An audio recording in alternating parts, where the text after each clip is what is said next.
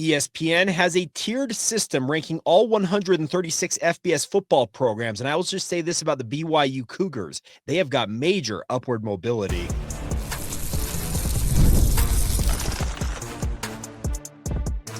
You are Locked On Cougars, your daily podcast on the BYU Cougars, part of the Locked On Podcast Network, your team every day.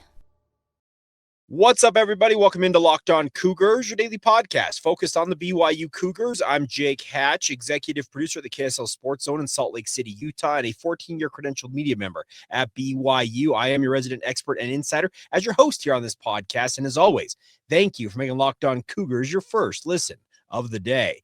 Coming up on today's show, we're going to talk about BYU's ranking in the tiers that ESPN published and why I believe they actually are too low and have chances to really move up in said tiers. We'll also catch up with a interesting interview. I don't know how to describe it other than I was the most pleasantly surprised I have been in quite some time doing an interview with a subject of BYU that I quite literally did know nothing about before we sat down to talk. You'll hear that interview coming up, and then we're going to finish up, as we always do here on a Friday, with our Locked On Cougars Insider Group weekly mailbag. Today's show is brought to you by our friends over at FanDuel. Go to FanDuel today. Push your first $5 bet in, and if you win, you get $150 in bonus bets just like that, courtesy of our friends. Get started today at FanDuel.com or in the FanDuel app. All right, so ESPN put out a list, I think it was 2 days ago, maybe yesterday, ranking all 136 FBS programs. Yes, there are 136 football programs that now play at the top level of college football, and they rank them by tiers. Now, some other publications like to go just straight 1 through 136. I know The Athletic, Chris Vanini and company, they do that. CBS Sports has a group of people who rank all of these teams, but I appreciate why ESPN did this in a unique fashion because they went with multiple tiers, I think 20 plus different tiers. And when it came to BYU, they are slotted currently in what they call tier 8, which they say is regression to the mean, the bad kind. Okay, let's dig into this. So they say this group of teams won 32 games against Power 4 opponents last season. 24 of those wins, 75% of them, came by a touchdown or less. BYU was no stranger to some pretty tight games. We all know that. They mentioned this. BYU and Syracuse were tied or trailing in the fourth quarter 7 times. Each of them went 6-1. Okay, I understand that. They also said if you look at up and down the list of the luck-influenced metrics, these teams raised more red flags than Kanye's Bumble profile. Okay, that's one way to put it. Also says this, perhaps these guys all fend off the fickle college football gods for another year, but if the Final Destination movies have taught us anything, it's that Ali Larder should be in more movies. If there's something else they taught us, you only can avoid a disastrous fate for so long. All right, so I understand why people believe that BYU could regress to the mean. Obviously, you look at that. Yeah, you were trailed or tied in the fourth quarter 7 times. You garnered a 6-1 record of those 7 times. Okay, well, if you look at metrics, more often than not, you're about to split those 50-50 down the middle. There's a lot of people who are also downgrading BYU because of the Jake Retzloff situation. Look no further than our crossover yesterday with JT Wistersill of Locked On Utes. And by the way, the feedback, absolutely awesome. Thank you. Truthfully, thank you for all the feedback. It was absolutely incredible to get everybody's takes on that. But going to the point here is, there is something that I have heard for many, many moons on a podcast that is quite literally one of my favorite podcasts of all time. It's a shout out to the Solid Verbal. If you do not listen to the Solid Verbal, it is my main resource when it comes to getting my college football news. I listen to a lot of college football podcasts, but I can tell you what Dan and Ty, the hosts of the Solid Verbal, have done for quite literally 15-ish years that I've been listening to them. They have become like my number one resource for college football news, opinions, and the like. I listen to them all the time. I'm a true verbaler, is what they call their most loyal fans. But the bigger point is, on that podcast, Dan Rubenstein, who's one of the co-hosts, is fond of saying that, quote, winning is a skill, unquote. I absolutely, wholeheartedly endorse that belief. Winning is a skill. When you are good at winning, and speaking in the college football sense, you manifest it that you're going to win games. BYU last year manifested a lot of wins out of a lot of different scenarios, and that's a good reason why I think ESPN here believes that BYU, yes, could regress to the mean. But if I've got my blue-colored goggles on over here as the host of Locked On Cougars, I'll tell you this. Watching that team last year that endured a lot, it felt like, of different scenarios, BYU grew up a lot in 2024. They learned how to win. And that's why I believe, despite everything else saying that BYU should regress to the mean somewhat this year, I still believe this is a BYU team that knows one thing about itself, and they know how to win football games. That in and of itself, okay, great. They may regress to 8-4. Heck, I said 9-3 was a potential record for BYU yesterday in that crossover with JT, and he was beside himself, thinking that 7-5 is as good as BYU is going to do. Number of you reached out, and I agree with you, saying, okay, point out the 5 losses for me if you're going to say BYU is going to 7-5. There are 8 games on BYU's schedule, and it's no fault of their own. It's just schedule how it worked out. There are 8 games that I wholeheartedly endorse the BYU should win. Those are the first 6 in particular, opening up against Portland State, host Stanford, go to East Carolina, go to Colorado, home to face off against home to West Virginia, at Arizona, and then also at Cincinnati and home to UCF. Those are games I believe BYU should win. The trickiest of the bunch maybe is that road game at Cincinnati. The other 4 games on BYU's schedule, home game against Utah, road game at Iowa State, road game at Texas Tech, and then home date with TCU. Those are the 4 games that are the major toss-ups in my book. So that's the sad fact of the matter is I'm playing the schedule game, and that may irk some of you. That may make you think, you guys, well, how can you bet on that, Jake? I can't bet on it. This is college football. I fully endorse the absolute wild swings that this sport has in it, but I don't believe for 1 second that this BYU team is so down on its luck that it's completely forgotten how it did last year and how it ground out a 9-0 record at one point and a top 10 ranking in the entire country. This is a BYU team. You want my hot take? This is a BYU team that knows how to win, knows that they can dig deep and find something when the circumstances look dire at times. That's what I love about this BYU team. And I also, talking with people around BYU, you heard it in the interview I did with TJ Woods, for those of you who are everydayers here on the Locked On Podcast Network, because I like to say it's your team every day, truthfully. But TJ Woods said it himself. We want to go from good to great. You know what takes us from good to great? The consistency factor. BYU was fairly darn consistent last year, but let some things slip. Well, guess what? They learned from that, and they are endeavoring this year to rectify some of those mistakes that they made, slipping up against the likes of Kansas, and then obviously the loss to Arizona State that cost them that opportunity to make the to make the Big 12 title game and potentially the college football playoff. You know what? They lost some pieces from last year, but they have a whole lot of those pieces back as well. So color me surprised that people are so down on BYU, and I guess I'm going the other way. I'm pretty bullish on the Cougars because I think this is a program that absolutely 110% believes in itself, and that I believe can carry them and tide them over in some really difficult circumstances they may find themselves in this fall. All right, coming up next, I had an interesting conversation at BYU Photo Day on Wednesday. Kenny Cox, who works for BYU Sports Information, walked over to me and said, hey, could you do me a solid and interview this young man? Well, I'll just say this. Before this interview, I'm quite serious, zero knowledge of who this young man was and what his story was and how he got to BYU. But I will just say this.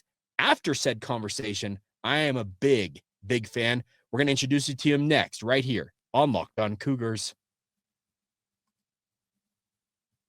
Today's show is brought to you by our friends over at FanDuel. Summer sports are in full swing, and whether you're all about baseball under the lights, golf on the green, or high-stakes soccer action, FanDuel is the best way to make every game more exciting. You're obviously already following the action if you're a sports fan out there. Why not make it a little more thrilling with FanDuel? You can get in on the game while your friends are getting sunburned at the beach. Obviously, when it comes to FanDuel, you can track all the matchups. The app keeps it fresh with daily promotions and fun ways to bet. And the best part is, it doesn't matter what you're into, whether it's futures odds on college football, as I mentioned, baseball, soccer, or golf that's going on right now, or heck, you even want to look ahead to the NBA season, they've got it all for you guys. And if you're new to FanDuel, new customers can bet just $5 and get $150 in bonus bets if your first bet wins. It's as simple as that. Open the FanDuel app today or visit FanDuel.com to get started once again. That's a $5 bet, and if it wins, $150 in your account. Get started today on the FanDuel app or at FanDuel.com. Thank you once again for making Locked On Cougars your first listen of the day. Hope you all are doing fantastic out there in Cougar Nation, having a great week. And it's been a fun week, honestly. Football is in full swing. I am absolutely having the time of my life. Many of you know that I've got a jam-packed schedule, but truthfully, it is the best time of the year. Now that football is on the horizon, we got NFL preseason action. BYU is going to be underway in just over 3 weeks time, 22 days away from today. It's BYU and Portland State. And I, for one, cannot wait to be back out there at LaVell Edwards Stadium watching the Cougars under the lights. But one guy that you may see on the sidelines this upcoming season wears the number 84. Now, as I mentioned right before we talked about our friends at FanDuel, I mentioned that Kenny Cox came over to me at BYU Photo Day and said, hey, there's a young man here who'd like to be interviewed. Would you be willing to do it? And I said, sure, why not? Let's do it. So I got a chance to get to know Kila Keone, and he is a freshman wide receiver for the BYU football program, a walk-on with this football program. And I'm just going to say, as I also alluded to, I'm not going to lie, I had zero knowledge of who this young man was, what his background was, and how in the world he got to Brigham Young University. But I will just say this before we hit this interview. If you don't come away as impressed with this young man as I was, I'll be very, very surprised. So without further ado, let's get to know Kila Keone. How'd you get to BYU in the first place? So coming out of high school, going into my senior year, I had 2 D3 offers. Okay. And then I had, I guess you could say, a lackluster senior year. Just the team couldn't come together. Mm-hmm. But after that, I just tried my best to get my name out there, especially coming from Hawaii. It's so hard. So me and my brother worked really hard to, I guess, put my name out there on X and Twitter and stuff like that. And so offers started to roll in. I got some FCS offers, and then actually, my journey to BYU is, I guess you could say, very difficult. Okay. I reached out as much as I could because this is my dream place to go, but they never responded. Okay. And so what I did was I actually texted some of the players to put my name in and try to get my name into the facility, and it did, and it worked. So Coach Fessy called me on February 26th, and he offered me a spot. So that's kind of how things worked. Okay, so who are the players you knew? Who hooked you up? I don't know if I'm allowed to say that information, but there's a lot of people here too that helped me out. Sure. Now, when you had that conversation with Fessy, what was it like, and what did he tell you? So basically, he kind of told me that they're full for the 2024 year, which is the year I graduated. So, but he gave me an opportunity because I was younger. I played my senior year at 16, so he offered me, I guess, an option of gray shirting in the fall, just so I can get a little bit older, and which I completely agreed with, and I was excited for that.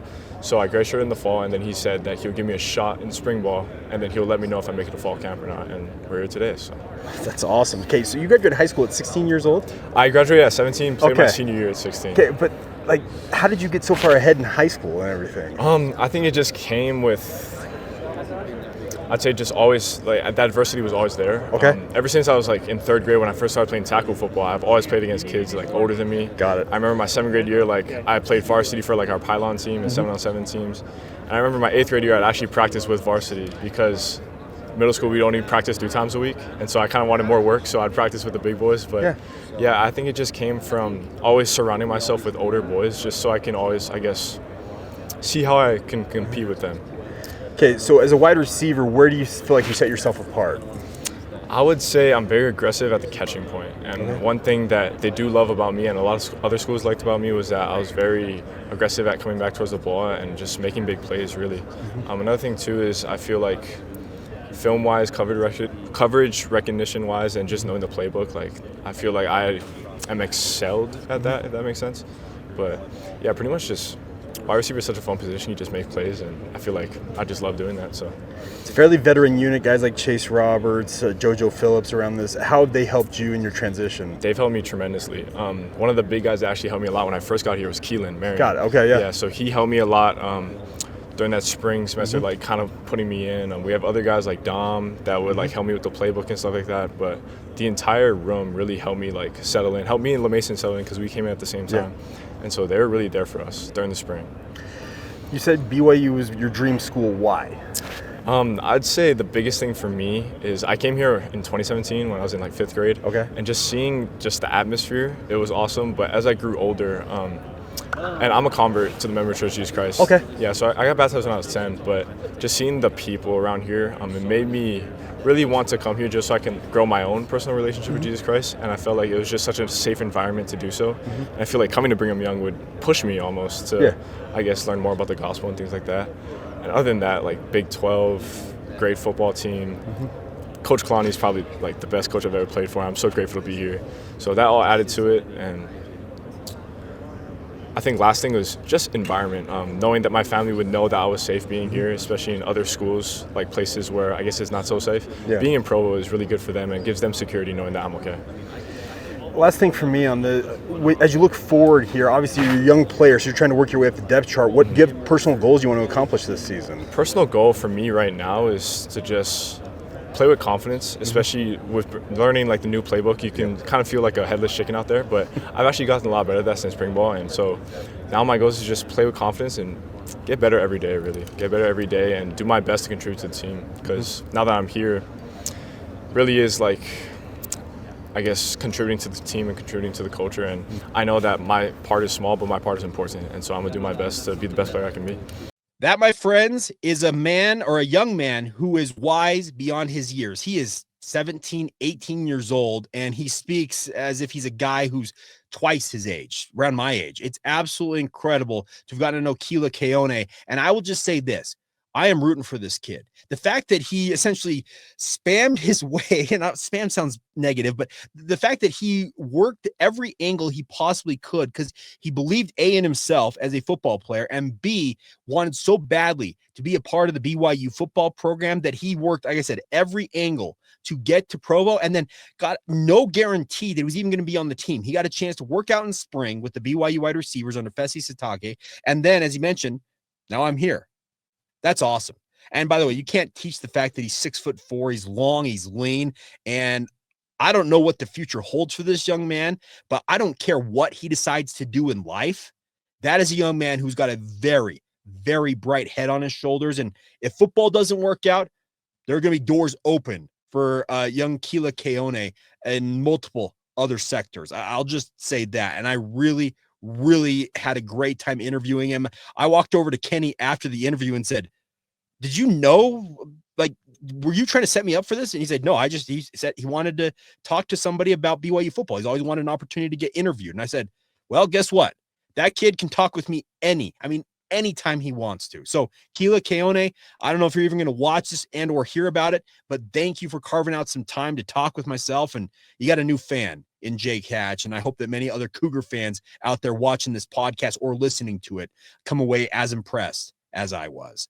All right, coming up in just a minute, we're going to finish up today's show with what you want to talk about. We throw it out to our Locked On Cougars Insider Group members every single week to weigh in with their questions. We open the mailbag and we'll address as many, if not all of them, in the time remaining right here on the Locked On Cougars podcast.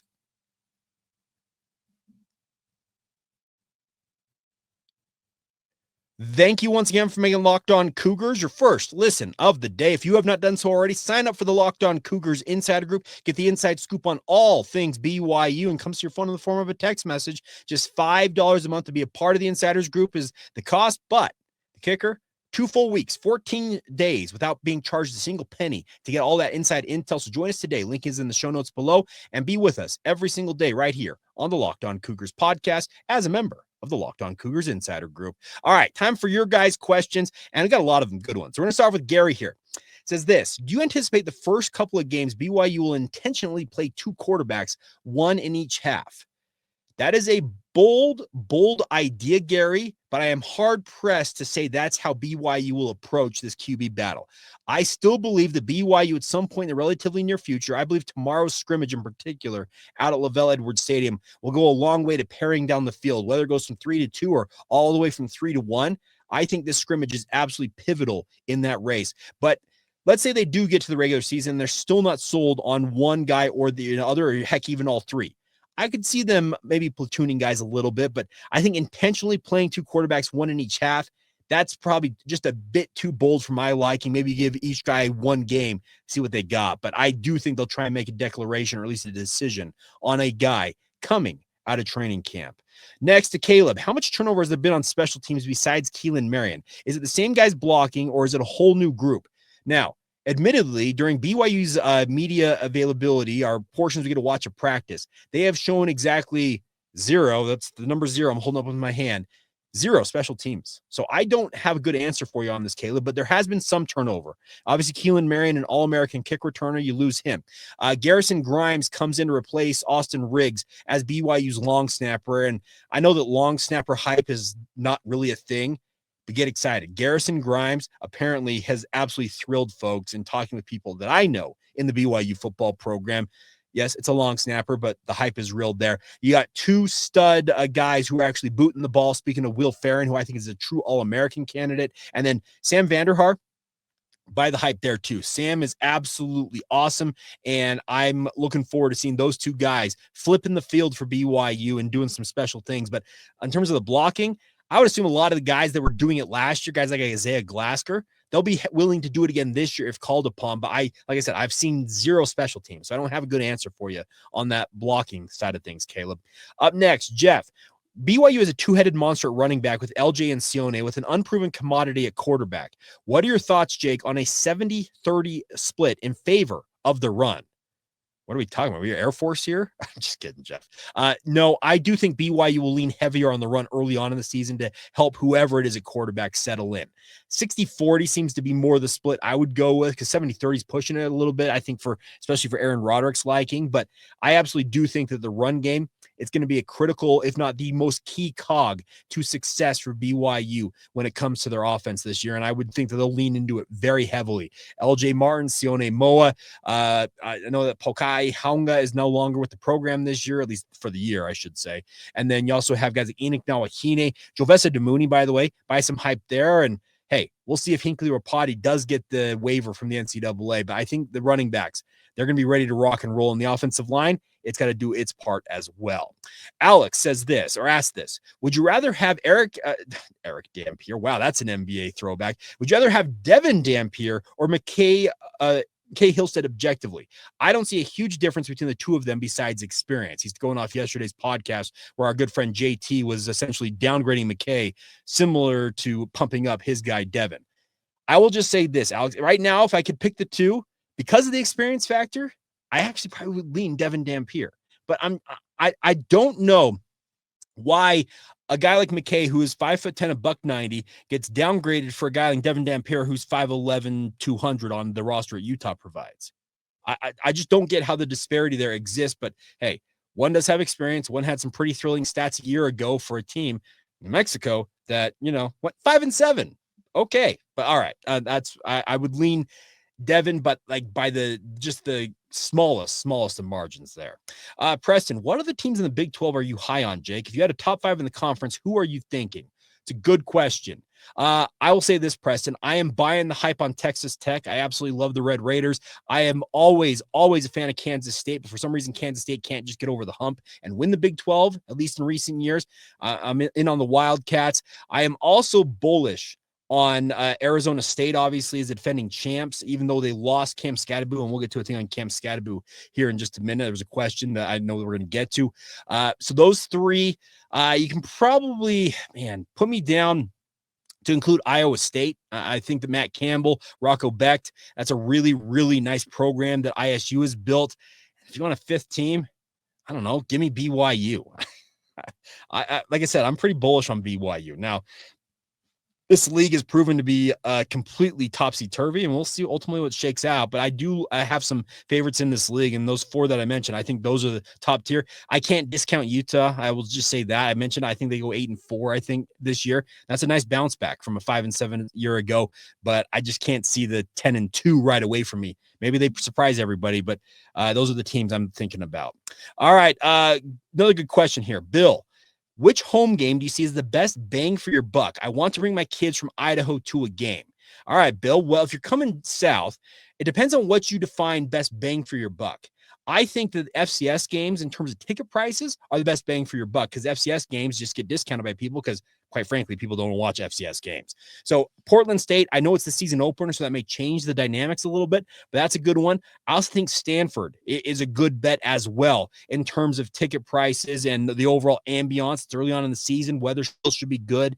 The one other one that I will mention here is that West Virginia on a Friday night. I know that high school football is going on. It's right before church general conference for the Church of Jesus Christ of Latter-day Saints. That can cause some issues, but it may give you a chance to get down here and watch the Cougars on a Friday night and watch West Virginia come to town. So those are I really do think it kind of, it's the eye of the beholder. What do you consider the best bang for your buck? But those are probably the three that I would mention right now.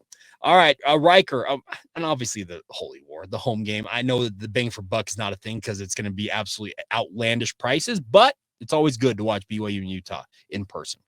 Riker, being around the team, what's the feeling like? Do they seem as confident as last year or more so?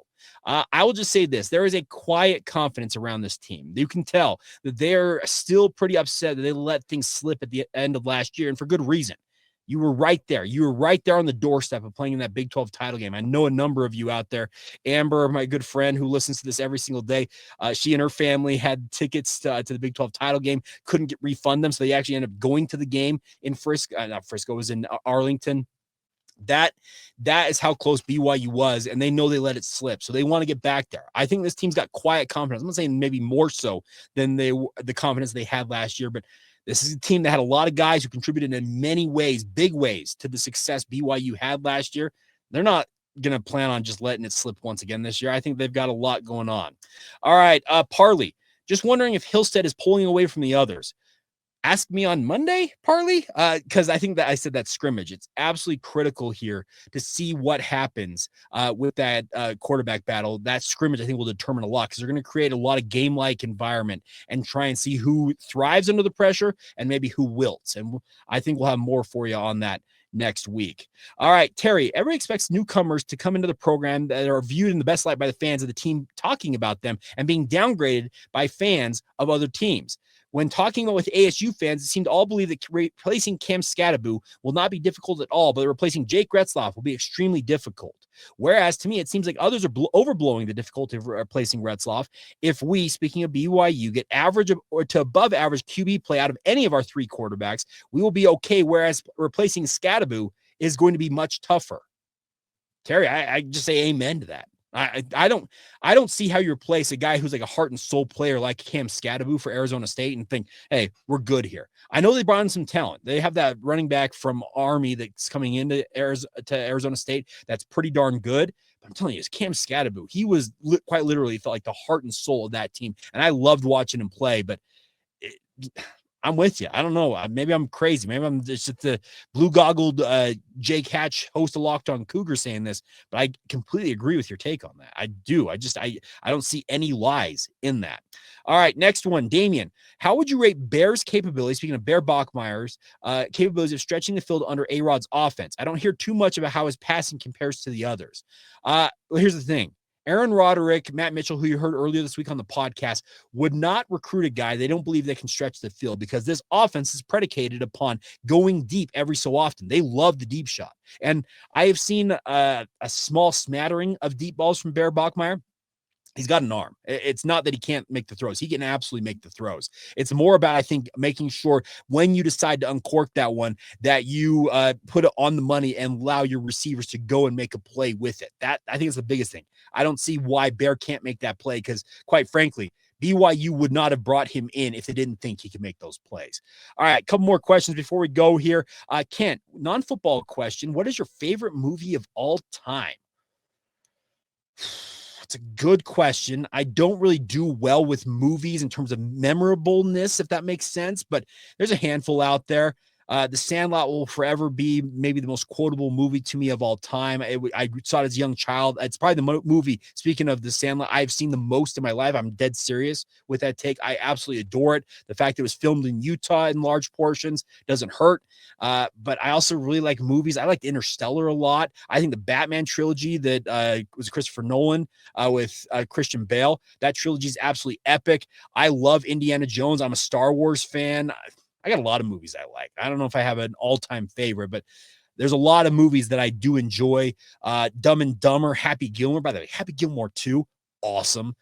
Just another note there.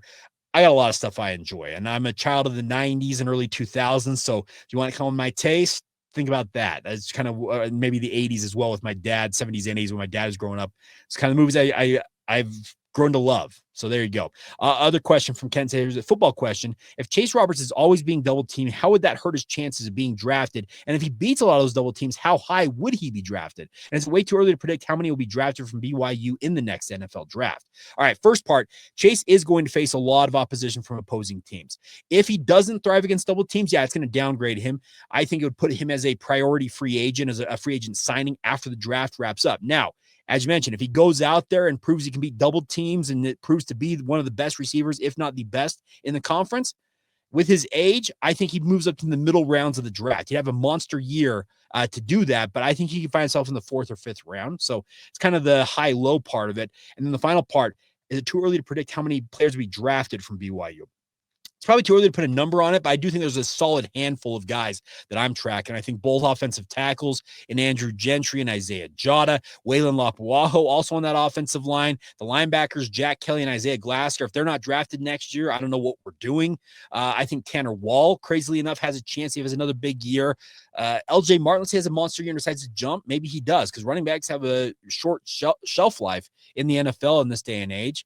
I do think that there are a lot of guys on that roster. I think Keanu Tanuvasa, a couple weeks ago, I think Jeff, who also asked a question today, asked me, who do you think is the most likely to potentially be a first-round draft pick? It's Keanu Tanuvasa. That's the guy. So there you go. That's some of the guys to track when it comes to the NFL. All right, final question here. It's a two-parter. Tate, do you think that BYU is going to have a very run-heavy offense with a lot of short dump-off passes? Yes and no, because Aaron Roderick won't step away from what he has done as an offensive coordinator very lightly. There will still be some deep balls, but they will use the run to set up the pass more so than maybe they ever have before, to answer that question. And then the second part, Tate asked this. We also shout out my brother Ian because he's an everydayer but doesn't have a job right now to be able to afford the insider group. Well, Ian, shout out to you, sir. I cannot thank you enough for being an everydayer here on the podcast. And hey, if anybody wants to hook Ian up and get him a membership in the Locked On Cougars Insider Group, I'm guessing that Tate can get us in touch with him and get him set up. It's $5 a month. I'm just saying we can get you squared away. I'll see what I can do on my end as well. So maybe I can figure something out with Locked On.